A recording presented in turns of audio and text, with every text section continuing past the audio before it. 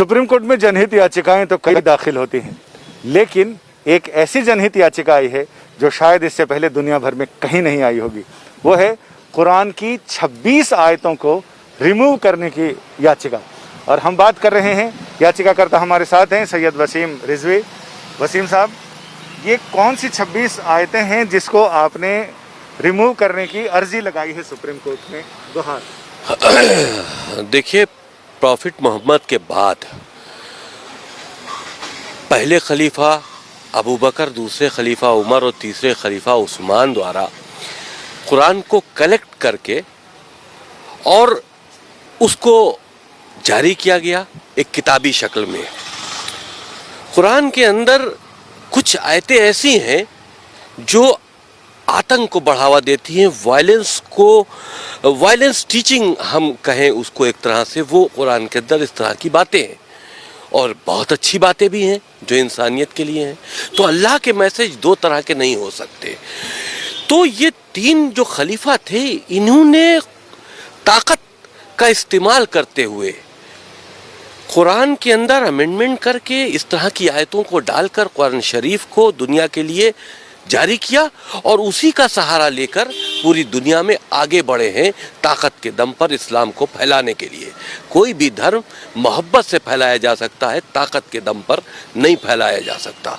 और इस वजह से आज इस्लाम को फैलाने के लिए जो कुरान के अंदर अमेंडमेंट किए गए थे, जो इस तरह के मैसेजेस डाले गए थे, जो वायलेंस को बढ़ा रहे थे, जो जुल्म व ज़्यादती कर रहे थे, आज उसका फ़ायदा आतंकवादी उठा रहे हैं। मदरसों के ज़रिए आम मुसलमानों के बच्चे उसको पढ़ रहे हैं और उनका जहन जो है वो कट्टरपंथ की तरफ बढ़ रहा है। तो ये बहुत नुकसानदेह, बहुत सी ऐसी बातें हैं जो हमने अपनी पीआईएल में लिखी हैं, लेकिन क्योंकि अभी हमने पीआईएल दाखिल की है, कोर्ट में पेंडिंग है, वो बातें हम खुलकर नहीं बता सकते। लेकिन हमें उम्मीद है कि ये चीज़ें कोर्ट को इसमें इंटरफेरेंस करना चाहिए। हमारी देश की सुरक्षा से जुड़ा मामला है। इन 26 आयतें जो वायलेंस की टीचिंग है इस्लाम के अंदर, जो पूरी दुनिया में आतंक का सबब बनी हुई हैं, इनको कुरान से रिमूव होना चाहिए। आपको लगता है कि कोर्ट ऐसे संवेदनशील मामले में, जिसमें एक फेथ से जुड़ा हुआ मामला है, उसमें मुदाखलत करेगा? ये मामला फेथ से जुड़ा नहीं है। फेथ से जुड़ा हुआ होता है इंसानियत का मामला। किसी का कत्ल कर देना फेथ से जुड़ा मामला है?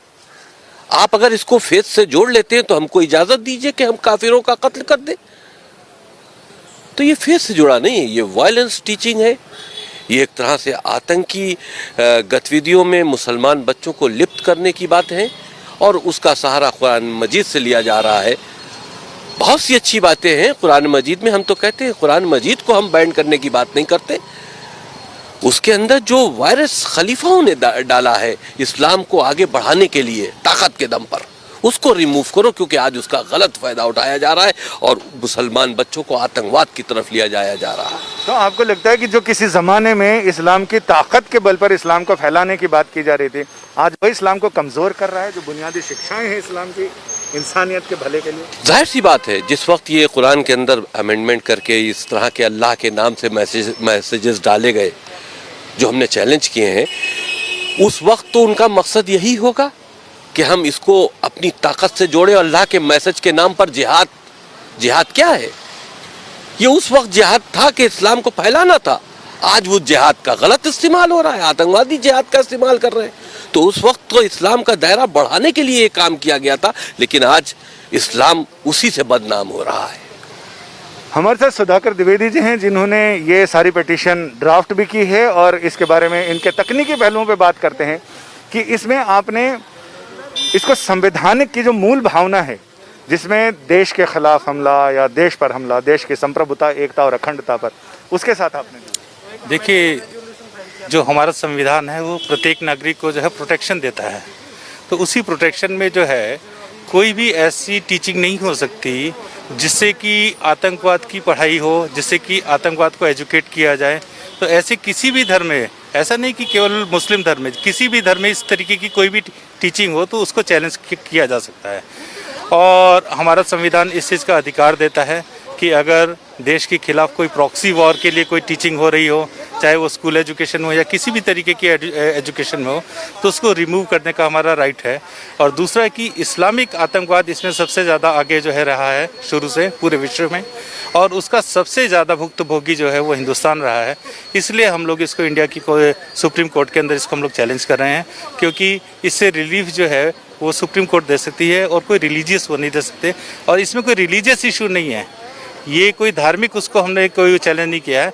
हमारा केवल इसके अंदर जो मेन ग्राउंड है वो यही है कि कोई भी ऐसी टीचिंग जो आतंकवाद को बढ़ाती हो, जो ह्यूमैनिटी के लिए खतरा हो, उसको रिमूव किया जाए। कुरान एक बहुत अच्छा ग्रंथ है, उसकी जितनी पॉजिटिव चीज़ें वो ज़रूर पढ़ाई जानी चाहिए, लेकिन जो चीज़ें इंसानियत के खिलाफ हो उनको रिमूव करने के लिए हमने इसमें प्रेयर की। आपका बहुत बहुत शुक्रिया। अमूमन इस तरह की याचिकाओं में कोर्ट ये कहता है कि आप अप्रोप्रिएट प्लेटफॉर्म पर इस मामले को लेकर जाएं और वहां अपने सबमिशंस दें। इसी को देखते हुए याचिकाकर्ता ने पहले ही देश के 57 ऐसे रजिस्टर्ड इस्लामिक संगठनों को इस याचिका की प्रति भेजी और उनसे ये कहा कि आपका जवाब इन 26 आयतों पर क्या है, जवाब अभी तक मिला नहीं है। लिहाजा ऐसे में उम्मीद की जा रही है कि अगले हफ्ते शायद ये मामला सुनवाई के लिए सुप्रीम कोर्ट की चौखट पर पहुंच जाए। कैमरामैन अनुराग सक्सेना के साथ संजय शर्मा, दिल्ली आज तक।